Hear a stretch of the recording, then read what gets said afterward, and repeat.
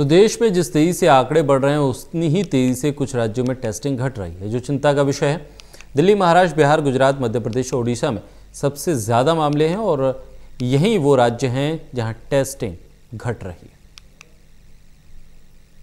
में आंकड़ा भयावह होता जा रहा है। देश में आए पहले केस से लेकर अब तक देश में लगातार आंकड़े बढ़ते जा रहे हैं। जब देश में लॉकडाउन 4 की घोषणा की गई तब से लेकर अब तक देश में 1 लाख से ज्यादा नए केस सामने आए।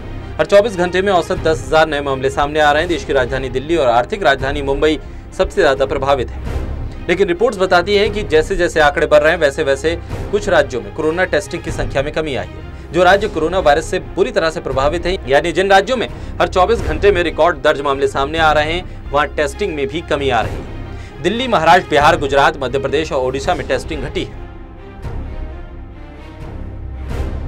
रिसर्च बताती है कि दिल्ली में 3 जून से 11 जून के बीच कोरोना की एवरेज टेस्टिंग 6,540 से घटकर 5,001 हो गई, जबकि इस दौरान पॉजिटिव मरीजों की संख्या 18.3% से बढ़कर 27.7% हुई।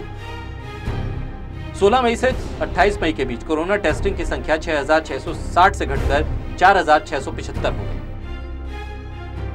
बात महाराष्ट्र की करें तो महाराष्ट्र में कोरोना संक्रमितों की संख्या दिल्ली से दुगनी है और देश में सबसे ज्यादा है। लेकिन महाराष्ट्र में 29 मई से 6 जून के बीच टेस्ट की संख्या 14,497 से घटकर 12,764 तक पहुंच गई। हालांकि 11 जून तक ये बढ़कर फिर 14,236 हो गई। इस वक्त महाराष्ट्र में हर 5 टेस्ट में से 1 व्यक्ति संक्रमित मिल रहा है। कुछ ऐसा ही हाल गुजरात का भी है। गुजरात देश का चौथा राज्य है जहां सबसे ज्यादा कोरोना के मामले सामने आए हैं।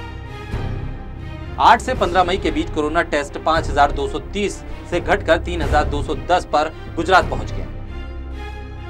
वहीं 22 से 30 मई के बीच 6,386 से 3,959 पर पहुंच गया और 18 से 26 मई के बीच फिर टेस्टिंग की संख्या 5,161 से घटकर 3,576 पर पहुंच गई। ओडिशा में 24 मई को एवरेज कोरोना टेस्टिंग 4,659 थी, जो घटकर 11 जून को 2,798 पर पहुंच गई।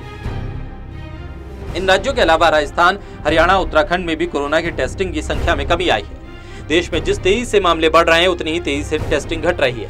जब टेस्टिंग रेट में कमी आई है तो उसके बाद ये आंकड़े 3 लाख के पार है। अब इसी से अंदाजा लगाया जा सकता है कि अगर टेस्टिंग बढ़ाई जाएगी तो ये आंकड़े कितना और बढ़ जाएंगे। Special desk, total news.